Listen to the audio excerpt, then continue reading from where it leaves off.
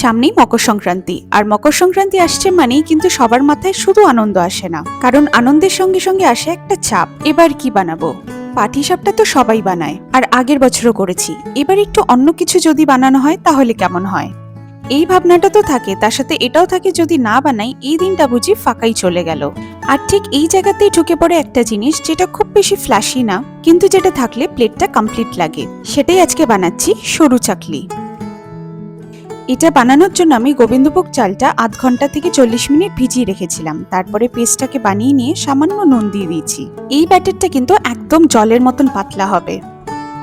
এবার ননস্টিক প্যানটা গরম হয়ে গেলে সামান্য পুরো প্যানে অয়েল ব্রাশ করে দিয়ে একটু জল ছিটিয়ে মুছে নেব। তারপর ব্যাটারটাকে দিয়ে ভালো করে স্প্রেড করে নেব। এই টেকনিকে সরু চাকলিটা করলে সুন্দর একটা টেক্সচার চলে আসে, যেটা দেখতে কিন্তু বেশ ভালো লাগে।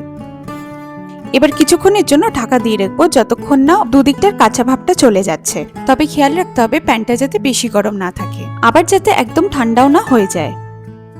সবকিছুতে নতুনত্ব দরকার হয় না, কিছু কিছু জিনিস শুধু ঠিকঠাক হলে মনটা ভরে যায়। এই সরু চাকলি ঠিক সেই রকমই, কোনো বাড়তি সাজ নয়, শুধু একটু ধৈর্য আর সময়।